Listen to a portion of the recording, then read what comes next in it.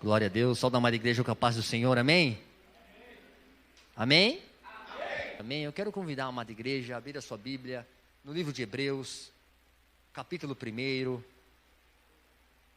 a partir do versículo 1. Obrigado.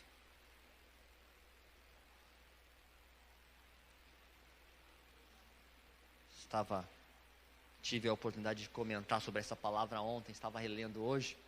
O pastor chegou para mim e falou: e aí, irmão, tudo bem? Eu falei: tá tudo certo. Vai dar tudo certo. E o Senhor acrescentou mais algumas coisas sobre essa palavra, e é o desejo do meu coração e também do Senhor dividi-las com os amados irmãos. Livro de Hebreus, capítulo 1, a partir do versículo 1. Quem encontrou diz amém. Amém. Diz assim a palavra do Senhor: havendo Deus, desde a antiguidade, falado em várias ocasiões, de muitas formas, aos nossos pais, por intermédio dos profetas, nestes últimos tempos nos falou mediante seu Filho, a quem constituiu o herdeiro de tudo que existe e por meio de quem criou o universo. Ele é o resplendor da glória, a expressão exata do seu ser, sustentando tudo que há pela palavra do seu poder. Depois de haver realizado a purificação dos pecados, ele se assentou à direita da majestade nas alturas, tornando-se tão superior aos anjos, quanto o nome que herdou é ainda mais excelente do que todos eles. Amém? Poder se assentar no Senhor Jesus. Senhor, meu Deus e eterno Pai, exaltado e glorificado é o teu nome, Senhor. Mais uma vez, Pai, eu te peço pela sua infinita misericórdia e graça, que o Senhor, através da tua palavra, Senhor, que é pura, viva e eficaz, fala conosco, Pai, nessa manhã. Nós precisamos, Pai, ser orientados através do teu Espírito Santo, por intermédio dessa palavra, Pai. Gera em nós, Senhor, filhos na fé. Gera em nós, Pai, homens e mulheres cheios do Espírito Santo, para propagar essa palavra e dizer, Pai, que o Senhor é o único digno de toda honra, de toda glória e de todo louvor. O nosso maior propósito da nossa existência é te adorar, é buscar, Pai, e chamar a tua atenção em nossos dias e glorificar e exaltar o teu nome, Pai. Por isso, Senhor, estamos alegres de estar na tua casa, de estar na tua presença, para a honra e a glória do teu santo nome. Desde já, Senhor, eu te louvo e te agradeço. Em nome do Pai, do Filho e do Espírito Santo de Deus. Amém. E graças a Deus. Meus amados irmãos, eu quero me atentar nesses 4 versículos que lemos do escritor de Hebreus, a qual os historiadores dizem que foi por volta do ano 70 depois de Cristo, ao qual foi escrito esse livro.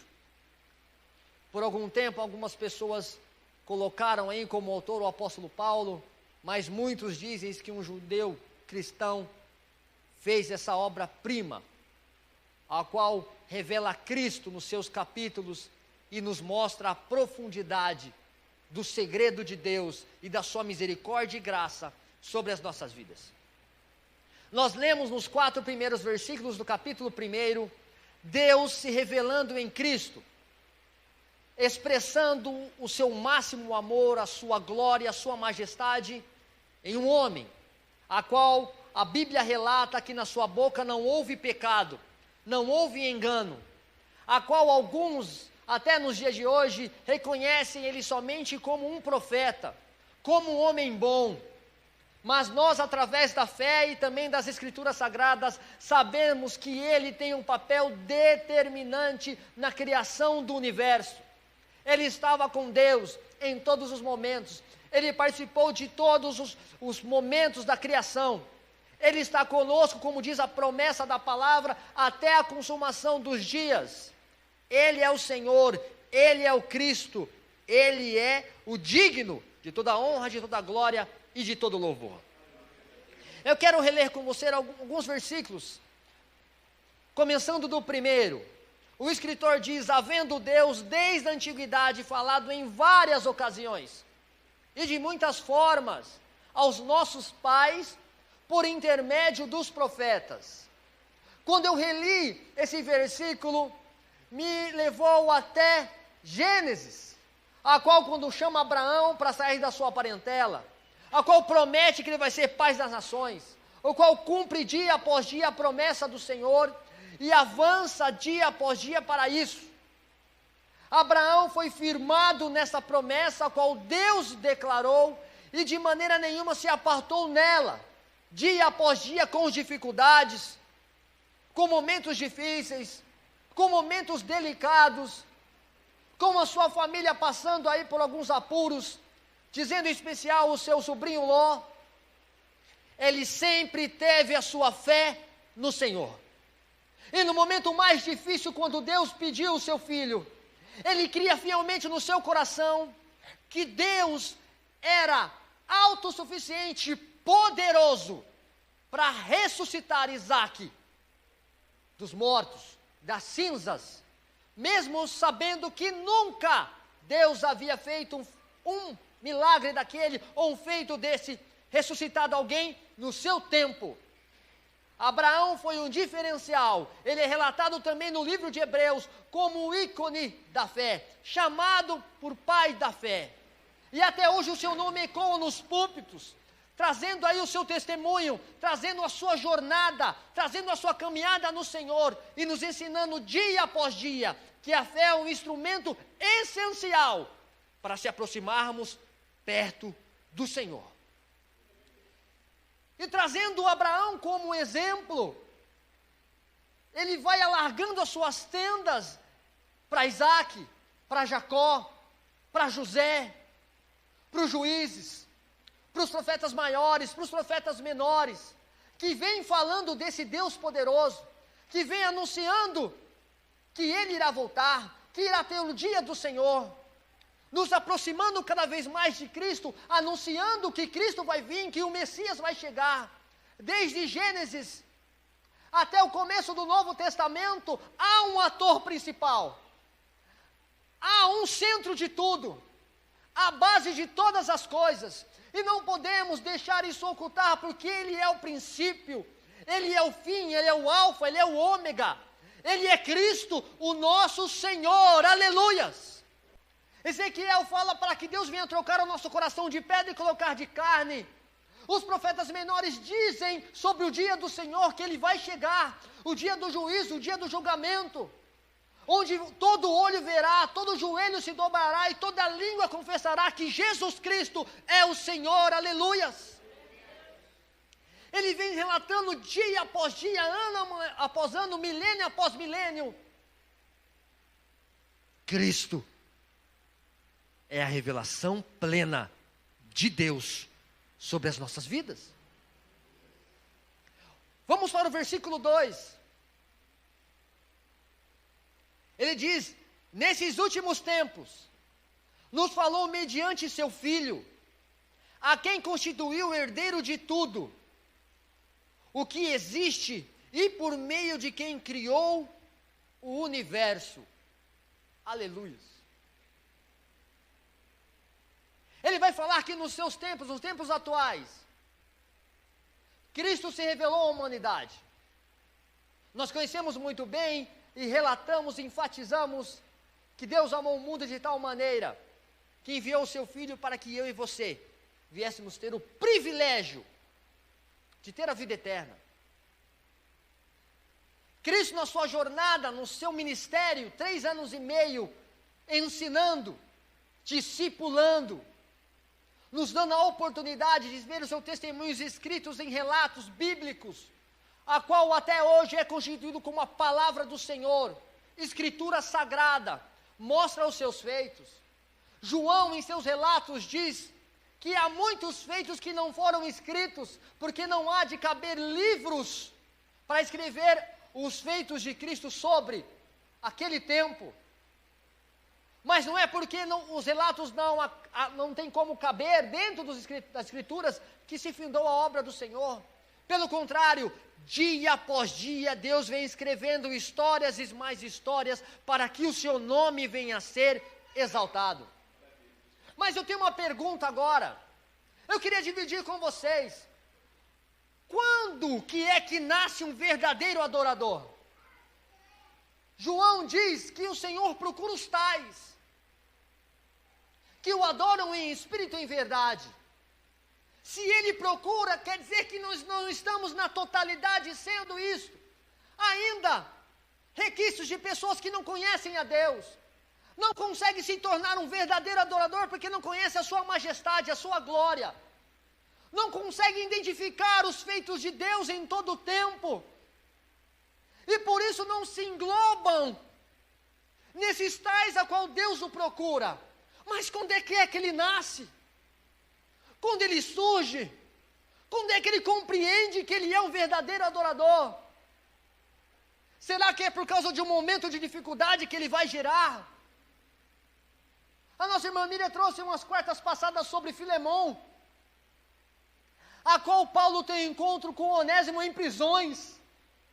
Somente um capítulo, e traz uma grandeza enorme do que é gerar um filho mesmo em prisão, mesmo em dificuldade, e nascendo ali um adorador do Senhor.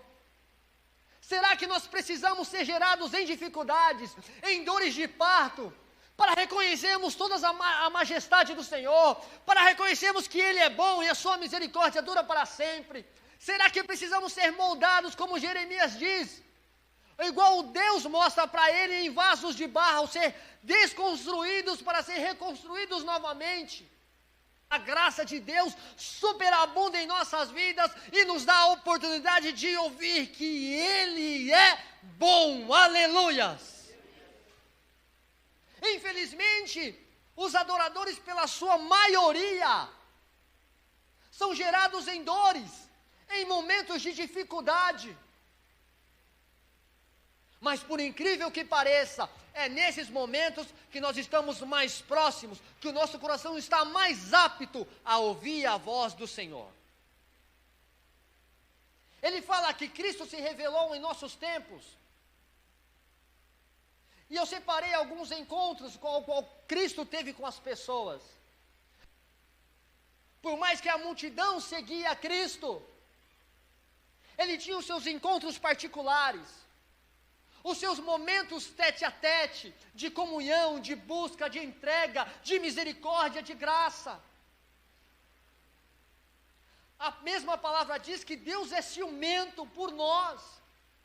Ele anseia que falamos com Ele. Ele anseia que tivemos momentos particulares com Ele. O Senhor tem um encontro com um homem, um cego de nascença, no capítulo 9, nós conhecemos a passagem. Em certa feita, Cristo vai lá sabendo que ele foi expulso da sinagoga. Chega até ele e relata: sabes quem é o Filho do Homem? E ele diz: Senhor, quem é ele? Para que eu venha adorar. Esse homem, 40 anos cego, 40 anos sem desfrutar da pregação do Senhor, que é a sua natureza, sem olhar o rosto dos seus pais, sem observar a oportunidade de ir ao templo e contemplar todas as pessoas adorando e bendizendo o nome do Senhor. As pessoas olham para esse homem e perguntam: quem pecou, Senhor, ele ou seus pais? O Senhor olha com ele com amor de graça, com compaixão. O coração do Senhor, eu creio que ardia, porque Ele sabia que iria fazer. Ele é dono de todas as coisas, todo o poder está sobre a mão de Cristo. Ele chega até esse homem e restaura ele, dá uma ordenança para ele. Ele cumpre. E depois que ele termina de obedecer o que Cristo falou, a sua vista é recuperada. Ele começa a contemplar todas as benfeitorias do Senhor. Ele olha para o céu, ele sabe que lá é o seu trono. Ele olha para a terra e lembra do profeta, que é o escabelo dos seus pés. Meu amado irmão, Cristo prega em todo o tempo para nós, dizendo: eu sou o verdadeiro amor. Aleluias! E chega onde eu comentei, ele tem um encontro com o Senhor, mas não sabe que é Ele. E o Senhor, com um ato de misericórdia e graça, diz: sou eu o que fala contigo. Meu amado irmão, quando nós sabemos quem é Cristo, gera um adorador dentro de nós. O pastor usou uma palavra, se não me engano, no domingo passado, que se chama gratidão. Gerou nesse homem gratidão, porque ele nasceu de novo, ele encontrou a verdade, e a verdade o libertou. Sabe o que aconteceu com esse homem? Ele nunca mais se apartou de perto de Cristo. Aleluias! Quando conhecemos a verdade, e a verdade nos liberta, meu amado irmão, não há ninguém que nos arrebate da mão do bom pastor. Aleluias! Eu relatei sobre a mulher samaritana. Ia num momento diferente buscar água porque tinha vergonha, sua vida estava toda torta. Estava buscando água para matar a sede do seu corpo, mas a própria água viva estava lá, fora do poço. Cristo estava sentado, pede água para ela, tem um diálogo com ela, relata os seus segredos que só ela sabia. E ela diz no seu achismo e fala: eu sei, Senhor, eu sei que um dia um Messias chamado Cristo vem. Esse eu sei é o problema de muitas pessoas, que acham que sabem, mas não sabem quem é o Senhor. E quando Deus revela para ela o que acontece dentro da sua casa, nas quatro paredes, ela começa a deslumbrar quem é Ele. Primeiro ela diz que Ele é um profeta. Não, o Senhor é um profeta. Ele fala: não, eu sou muito mais que um profeta. Eu sou ungido, o Messias, o escolhido, o Rei dos reis e o Senhor dos senhores. Aleluias. É dessa maneira simples que Deus se revela para nós. Como simples, Du? Tá maluco? É sim. Quando Deus olha para o seu público e vê que ele entende de agricultura, ele fala de agricultura. Quando Cristo entende que o seu público diz que é ensinado na palavra, ele fala da palavra. Quando ele é confrontado com a palavra, ele usa a mesma palavra para mostrar a verdade. Conhecemos mais o Senhor quando temos mais sede dele e quando se aprofundamos em sua palavra, porque ela diz sobre ele. João no capítulo 21, Jesus tem um encontro com seus discípulos. Pedro diz para os outros: vou pescar, e outros dizem: vou também. Pedro tinha influência em outras pessoas. Pedro foi designado a liderar aqueles 12, 11 no momento. As pessoas acreditavam na liderança de Pedro porque foi Cristo que constituiu. E esse às vezes é o nosso perigo. Preste atenção, as pessoas nos escutam. As pessoas nos olham como referência. As pessoas enxergam Cristo em nós. E quando Pedro fala: vou pescar, eles falam: eu vou também. Mas não era o propósito que Deus tinha dado na vida do apóstolo Pedro. Não era para voltar ao mar. Será que precisamos errar para aprender? Conhecemos a história. Eles vão para o mar. Eles são acostumados. Eles são profissionais. Eles passam lá uma jornada e não apanham nada. Mas tem alguém na beira da praia, que é o consumador de todas as coisas, que tem autoridade nos céus, na terra e debaixo da terra. Aleluias! Ele fala: lança do outro lado. Pedro já tinha vivenciado isso, mas não conseguiu se atentar que era o Senhor que falava. Mas, meu amado irmão, por incrível que pareça, no meio de uma situação contrária, há sempre um ouvido sensível a ouvir a voz do Senhor. Aleluias! Dentro dos 11 tinha um lá. tinha um que estava atento, tinha um que estava prestando atenção em tudo.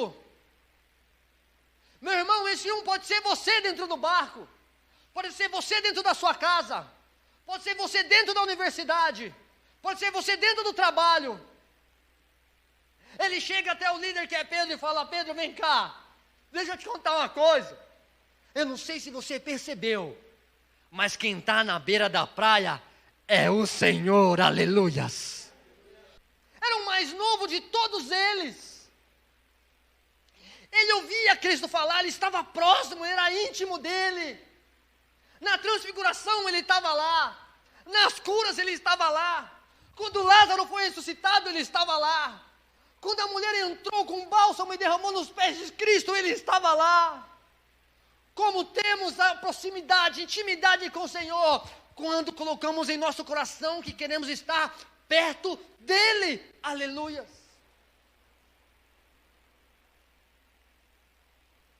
Jesus chama eles. A pesca é maravilhosa, mas é uma despedida para eles. É dizendo: eu não te chamei para isso, isso aí eu posso dar, mas o que eu tenho preparado para vocês é muito maior do que o mundo pode lhe dar. Esse é o recado. Meu amado irmão, o que está preparado para nós é muito maior do que nós podemos imaginar. Muito maior. Mas eu não quero entrar sozinho. Porque não fazemos isso para conquistar algo. Não pregamos, não se desdobramos, não falamos da obra do Senhor à toa. Foi dito ontem aqui. Fazemos isso porque já somos salvos, porque Cristo já nos amou, se entregou, e pela palavra do Senhor cremos nisso com toda a nossa alma, com toda a nossa força e com todo o nosso pequeno entendimento. Deus continua procurando os tais. Ele não achou na sua totalidade. Então olha como isso não como um demérito, mas como esperança. Eu preciso ser próximo do Senhor, eu preciso ser íntimo dEle, eu quero ser chamado como os tais, eu sou dependente do Senhor, aleluia. Estamos falando da figura de Cristo. Ele andando no seu ministério 3 anos e meio. Se bobearmos de jornada, nós temos mais tempo que Cristo exercendo o ministério e fazemos muito, mas muito pouco. E Ele, com misericórdia e graça, diz: vocês vão fazer coisas maiores do que eu.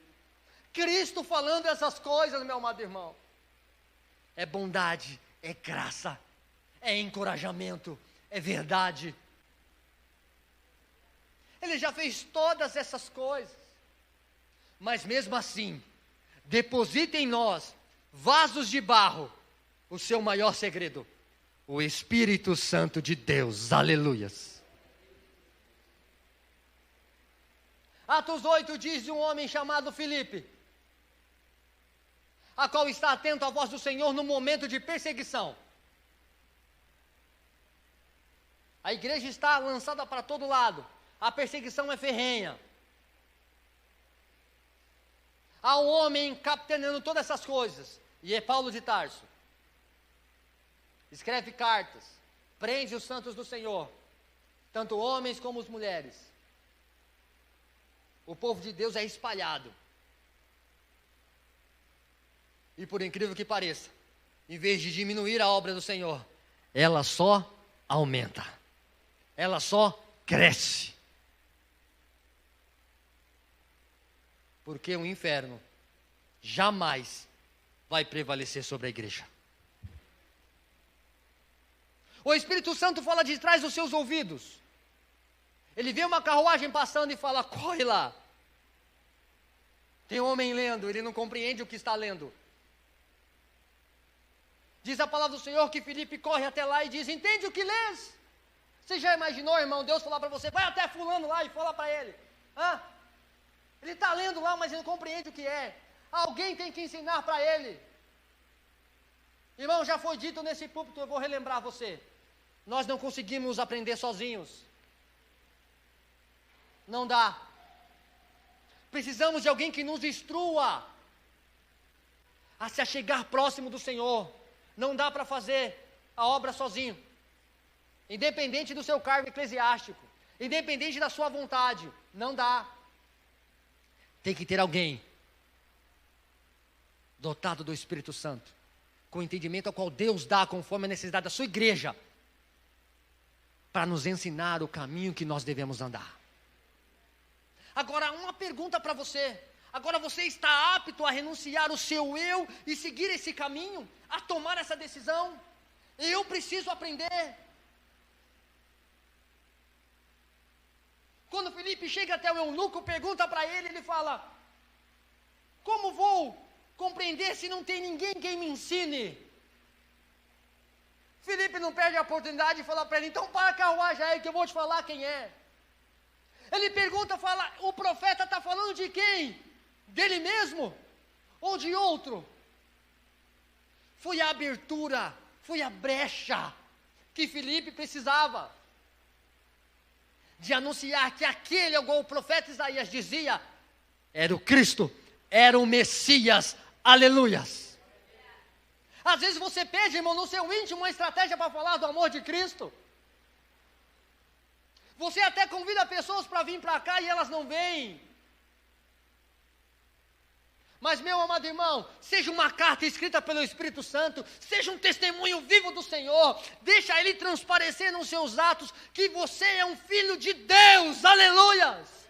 Esse é o convite para conhecer o seu Senhor. Felipe fala para ele, explica quem é, anuncia Cristo, fala do que Ele fez. Com certeza, com todo o seu cotidiano, o que está acontecendo. Esse homem fica impactado pela palavra do Senhor e ele vê um lago, um rio. Felipe está tão transbordante da presença do Senhor que impacta esse homem com uma verdade tamanha que ele olha para o rio e fala: o que me impede? O que me impede de ser batizado por esse homem, em nome desse homem? O que me impede de ser um servo do Senhor? O que me impede a partir de hoje servir a Ele com toda a minha alma e com todo o meu entendimento? Felipe diz: nada! Nada te impede. Você quer? Vamos parar a carruagem. Vamos ser batizados. Vamos cumprir a Escritura. Vamos ser mais um servo do Senhor. Diz que esse homem era do reinado lá da Etiópia. Esse homem era da terra da rainha de Sabá, a qual teve encontro com Salomão e ficou impactada com o que ele viu. Com o que ela viu, melhor dizendo. Viu o seu reino, viu a sua majestade, viu o entendimento de Salomão. Essa mulher foi para lá e começou a falar desses feitos, e as pessoas ficaram sendo impactadas por isso. Cristo não precisa de multidão, Ele precisa de um coração contrito, aberto a ouvir a sua palavra, para transformar a vida das outras pessoas. Diz a palavra do Senhor que esse homem foi jubiloso, alegre. Se eu perguntar para você, qual é a sua alegria? Você consegue me responder? O que arde o seu coração? O que é o seu propósito de vida? Irmão, eu ainda não encontrei. Ora, o Senhor que você encontre. O que faz arder o seu coração? Uma vida com propósito, uma vida com o Senhor. Uma vida de entrega é uma vida com o Senhor. Uma vida de renúncia é uma vida com o Senhor. Uma vida de alegria é uma vida com o Senhor. Esse homem, depois que foi batizado, ficou jubiloso, alegre. E diz a palavra do Senhor que Felipe foi arrebatado para outro lugar. E esse homem continuou a sua jornada. Ele foi para celebrar algo no templo. Mas no meio do caminho ele teve um encontro verdadeiro com o Senhor. Ele saiu da Etiópia ele veio cultuar outro. Mas no meio do caminho ele teve encontro com o Senhor.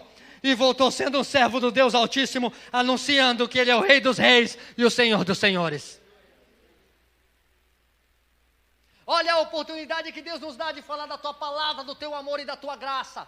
É esse Deus que o escritor de Hebreus diz, que se revelou em Cristo, em sua excelência e virtude em Cristo. O último encontro que eu relatei é um encontro que é notório em toda a Bíblia, principalmente no Novo Testamento. É um homem que se tornou um ícone, tanto em perseguir o Senhor, e como ser perseguido por causa do Senhor. Não tem como falar de encontro e não falar do apóstolo Paulo, não dá, não consigo. Conhecemos a história e isso é bom que facilita para o nosso entendimento. Esse homem teve um encontro num caminho de Damasco. O Senhor pergunta para ele: Saulo, Saulo, por que me persegues? Costumo relatar para minha esposa que às vezes nós temos ideias boas. Arquitetamos, montamos tudo. Oramos ao Senhor e falamos: Senhor, vai dar tudo certo. Mas na hora de executar, nós somos falhos. Era o apóstolo Paulo. A ideia era boa. O compromisso era fiel. Ele não se entregava 100%, ele se entregava 200%. Ele vestiu a camisa. Ele falou: é causa ganha. As pessoas enxergando isso nele deram autoridade para ele. Ele falou: deixa o garoto ir. Vai lá, mostra quem é que manda. Ele foi com afinco, com determinação, com sangue nos olhos, como diz o povo que joga bola, ou com brilho nos olhos, como nós dissemos. Ele foi com autoridade, com ousadia, com intensidade.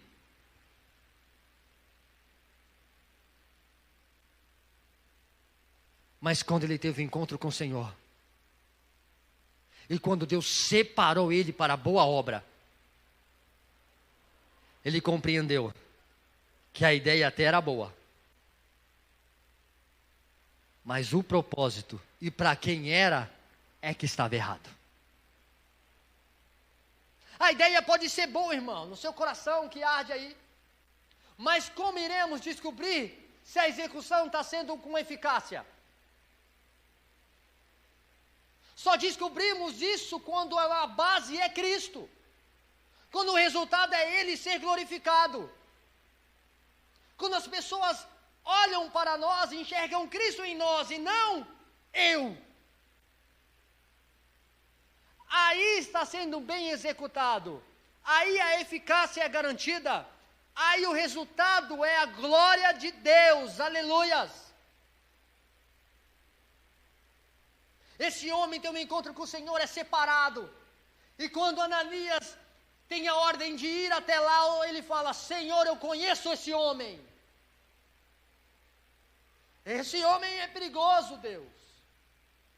Ele prende os santos, ele aprisiona, ele mata. Mas Deus já vinha tratando de Paulo em cada prisão que ele fazia. No apedrejamento de Estevão, Deus estava tratando de Paulo. E quando Ananias vai lá para ser um instrumento na mão de Deus, Paulo está orando, está jejuando. Cristo teve um encontro com ele, mas aquele era o início do encontro. Era o primeiro degrau a subir. Começar a reconhecer quem Cristo é, Senhor. Cristo é Senhor.